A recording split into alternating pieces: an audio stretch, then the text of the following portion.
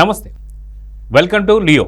IT శాఖ మంత్రి, అదే కాకుండా మానవ వనరుల శాఖ మంత్రి అయినటువంటి యొక్క నారా లోకేష్ గారు విభిన్నమైనటువంటి తరహాలో ప్రజలకు ఎలాంటి మేలు చేయాలనేటువంటి ఒక ఆలోచనలో ఉన్నారు. అయితే ఇదే విధంగా మంగళగిరి ఆటో నగర్లో వీవర్ శాల అంటూ చాలా కొత్త తరహాలో ఆయన చేసినటువంటి ఒక ఏర్పాట్లు కావచ్చు, అవి ఎలా ఉన్నాయి ఏంటి అనేది మనతో పాటు సీనియర్ జర్నలిస్ట్ డివి శ్రీనివాస్ గారు ఉన్నారు. వారిని అడిగి తెలుసుకుందాం. సార్ నమస్తే. నమస్తే సార్. చాలా కొత్త పందాలో నారా లోకేష్ గారు అసలుకి ప్రజలకి ఏం చేస్తే మేలు జరుగుతుంది, వాళ్ళకు ఉన్నటువంటి ఒక పరిస్థితులు ఏంటి అనేది ఆయన మానవ వనరులకు సంబంధించి శాఖ మంత్రిగా చేస్తున్నారు. అయితే మంగళగిరిలో ప్రత్యేకంగా ఎవరైతే మగ్గాలను తీసుకుంటూ పూర్తిగా మగ్గిపోతున్నటువంటి ఒక చేనేత కార్మికులకు ఒక సహాయం చేయడానికి కావచ్చు, లేదంటే మనకు ఆయన ఏదో ఒక హెల్ప్ చేయాలనేటువంటి దృక్పథంతో ఇప్పుడు వీవర్ శాల, అసలుకి ఇలాంటి పదం మనం వినింది లేదు ఏపీలో. కానీ ఏదైతే చేనేతలకు సంబంధించినటువంటి ఈ యొక్క హెల్ప్ని కావచ్చు, ఈ యొక్క సహాయాన్ని ఎలా చూడాలంటారు?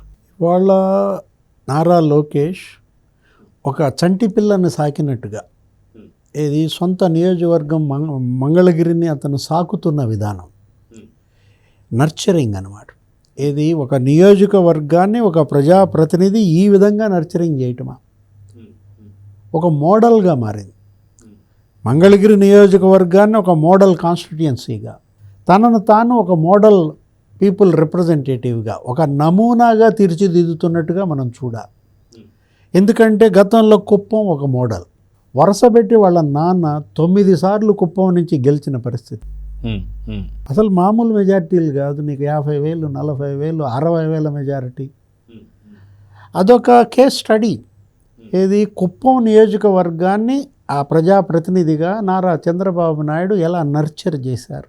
ఎందుకని ఆయన పైన ఏ పార్టీ విజయం సాధించలేకపోతాను అంటే అక్కడ ప్రజలతో ఆయన కనెక్ట్ అయిన విధానం. ఆయన వెళ్ళేది తక్కువ, ఆయన ముఖ్యమంత్రిగా రాష్ట్ర బాధ్యతలు ఉంటాయి, కానీ క్రమం తప్పకుండా తన నియోజకవర్గాన్ని వెళ్తాడు.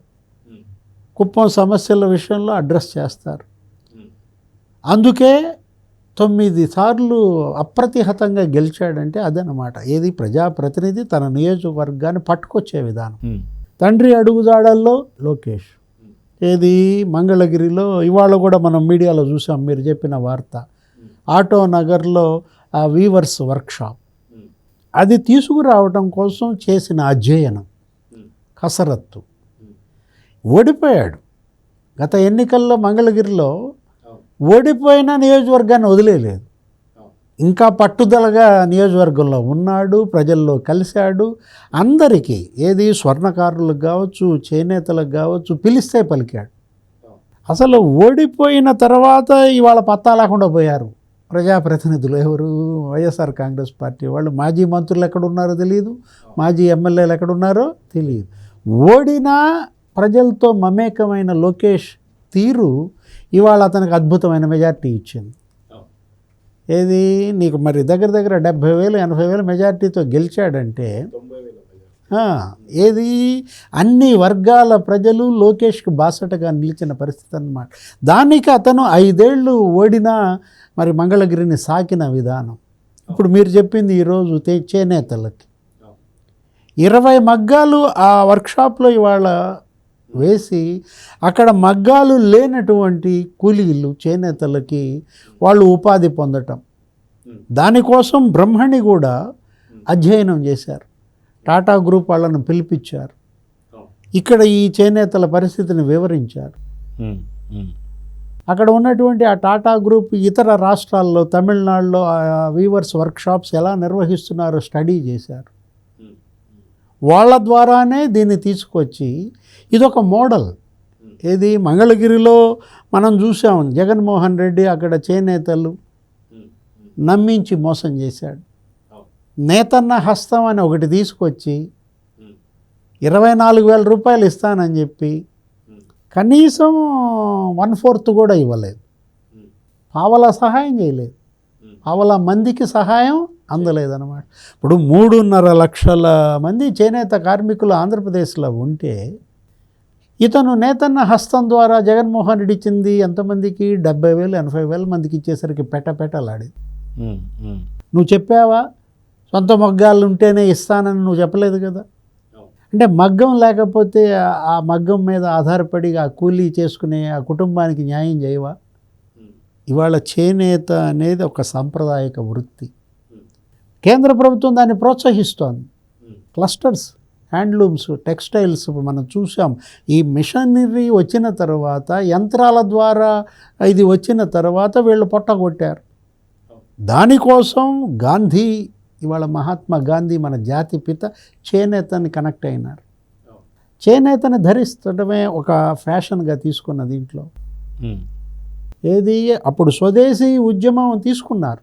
విదేశీ వస్త్ర బహిష్కరణ, ఈ యంత్రాల మీద తయారు చేసినటువంటి వస్త్రాలను కుప్పలు పోసి తగలబెట్టి మన చేనేత కార్మికులకి జీవం పోశారు జాతిపిత గాంధీ. ఇవాళ ఆ ఆదర్శాలకి కట్టుబడి ఉండాలి. ఇవాళ చేనేత, ఆ చేనేత కుటుంబాలను బతికించడం ద్వారా నీకేంటి, ఇవాళ మనం గాంధీ ఆదర్శాలను పుణికిపుచ్చుకున్నట్లు లెక్క. ధర్మవరంలో అక్కడ నీకు ఇంకా ఎక్కువ మంది ఉంటారు చేనేత కార్మికులు, 30-40 వేల కుటుంబాలు ఉంటాయి. పోనీ అక్కడన్నా జగన్మోహన్ రెడ్డి న్యాయం చేశాడా? అది ధర్మవరం పట్టు చీరలు నువ్వు వినే ఉంటావు, ఫేమస్.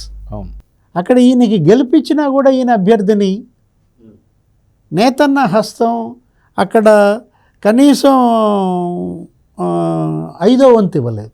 ఏది ఆ ఇస్తానన్న 24,000 రూపాయలు 4 వంతులు ఎగ్గొట్టాడు, 1 వంతు మాత్రమే ఇచ్చాడు.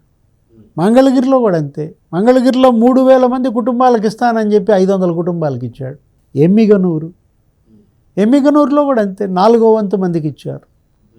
అంటే అతను గతంలో తెలుగుదేశం ప్రభుత్వం, ఎన్టీ రామారావు, చంద్రబాబు ముఖ్యమంత్రిగా చేనేతలకు అత్యధిక ప్రాధాన్యత ఇచ్చారు. ఉమ్మడి రాష్ట్రంలో, ఇటు తెలంగాణలో కూడా వాళ్ళ ఎక్కువ వీవర్స్. థ్రిఫ్ట్ ఫండ్ అని ఒకటి ఇచ్చి, ముడి నూలు రాయితీ మీద కొనుగోళ్ళు, రంగులు, కెమికల్స్, ఆ రంగుల కలర్స్ కొనుగోళ్ళకి రాయితీ ఇవ్వడం, ప్రభుత్వ పరంగా ఇచ్చే రాయితీలను ఎగ్గొట్టాడు. ఎవరు? జగన్మోహన్ రెడ్డి. ఇది ఇస్తున్నా నేతన హస్తం అని చెప్పి ఇదన్నా ఇచ్చాడా? ఇది ఎగ్గొట్టాడు. 3.5 లక్షల కుటుంబాలుంటే నువ్వు 80,000 కుటుంబాలకు ఇచ్చేది. ఇది ఏంటంటే మగ్గం పని చాలా కష్టమైన పని.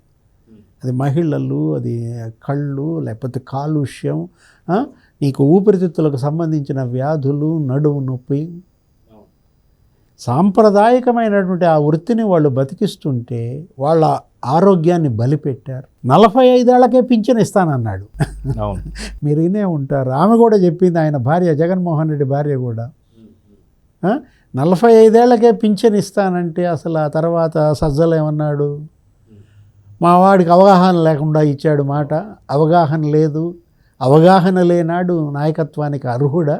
ఇంతవరకు నా అనుభవంలో చూడలేదు ఒక నాయకుడు నాకు అవగాహన లేక హామీ ఇచ్చానని చెప్పిన మొదటి నాయకుడిగా జగన్మోహన్ రెడ్డిని చూసాం. హామీ ఇచ్చే ముందే నువ్వు అధ్యయనం చేయాలి. చేయగలిగిన హామీలే ఇవ్వాలి. కానీ నిన్ను నమ్మి ఓట్లేసి గెలిపించి ముఖ్యమంత్రిని చేసినాక అవగాహన లేదని నువ్వు హామీ ఎగ్గొడతావా? సిపిఎస్ అదే చేశాడుగా. ఆ టీచర్లకు పాపం ఏది సిపిఎస్ రద్దు చేయమని అడిగితే పాదయాత్రలో అదెంత పని అన్నా వారంలో రద్దు చేస్తా అన్నాడు. Same episode. సజ్జల మళ్ళీ స్క్రీన్ మీదకి వచ్చాడు, అది కూడా అవగాహన లేకుండా ఇచ్చాడని చెప్పాడు, వాళ్ళని ఎత్తిన టోపీ పెట్టాడు. అంటే ఇవాళ మంగళగిరిలో లోకేష్ చేనేతలకి పెట్టిన వర్క్షాప్ ఒక మోడల్. అది అన్ని చోట్ల పెట్టాలి, ఇంకా విస్తృతం చేయాలి, ప్రభుత్వ పరంగా ఇంకా ముందంజ వేయాలన్నమాట. చేనేతలను ప్రోత్సహించాలి, చేనేత కుటుంబాలకి వాళ్ళ ఆధారం కావాలి. మొన్న మనం చూసాం ముఖ్యమంత్రి చంద్రబాబు ఒక వరం ప్రకటించారు. మొన్న ఒక సందర్భంలో చేనేతల దినోత్సవం ఆగస్టు 15 ఏదో ఒక సందర్భంలో ఏమన్నారు? జిఎస్టీ రద్దు అన్నారు. ఇవాళ వాళ్ళ పైన జిఎస్టీ 18%, 5% ముడి నూలు మీద, రంగుల మీద పెద్ద ఎత్తున జిఎస్టీ వల్ల వాళ్ళు బాగా ఇబ్బంది పడుతున్నారు. వాళ్ళకు వచ్చేది ఎంత వచ్చింది కాస్త దీనికే పోయే పరిస్థితి. వెంటనే చంద్రబాబు ఇచ్చిన హామీ వాళ్ళ నెత్తి మీద పన్నీటి జల్లే. వాళ్ళ మీద భారం. ఆయన ఒకటే మాట అన్నాడు, కేంద్రం గనక జిఎస్టీ ఎత్తేలాగా ఒత్తిడి చేస్తా. ఇవాళ మన ఎంపీల బలం మీద కేంద్రంలో మోడీ ప్రభుత్వం ఆధారపడి ఉంది కాబట్టి ఇది చేనేత కుటుంబాలకు సంబంధించిన అంశం. ఇది మహాత్మా గాంధీ చెప్పిన ఆదర్శం. జాతిపిత ఆదర్శాల అమల్లో నడవాల్సిన ఈ ప్రభుత్వం నేను కేంద్రంతో చేపిస్తా, కేంద్రంతో చేర్చడం గనక ఆలస్యమైతే ఆ జిఎస్టీ మేమే భరిస్తామన్నాడు. ఇంకా అంతకన్నా నీకు నేను పన్నీటి జల్లు అన్నది. అందుకే ఇప్పుడు అది ఎంతైతే అంత రాష్ట్ర ప్రభుత్వమే భరిస్తుందన్నటువంటి ఒక ఊరట. ఇప్పుడు ఏంటంటే ఈ మగ్గాలు గుంతల్లో ఉంటాయి. వర్షం పడిందంటే నీ గుంతల్లో నీళ్ళు వస్తాయి. అది పేదరికంలో ఆ కుటుంబం అటు మగ్గం నడవక ఇటు ఉపాధి లేక పస్తులు ఉంటారు. గతంలో నీకు తెలుసో లేదో చేనేతల ఆకలి చావులు. అరే దురదృష్టం ఏంటంటే చీరాల్లో ఒక నేత కుటుంబం ఆకలి చావులు, ఆత్మహత్య చేసుకుంటూ ముఖ్యమంత్రి రోసే పేరు రాశారు సూయిసైడ్ నోట్లో. ఇదంతా గతం.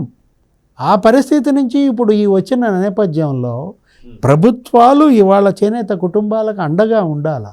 ఎన్నికల వాగ్దానాలు కాదు, చెప్పిన మాట నెరవేర్చాలి. ఇవాళ లోకేష్ లాగా అండగా నిలబడాలి. ఇప్పుడు అటు స్వర్ణకారుల కార్పొరేషన్ పెడతామని హామీ ఇచ్చారు.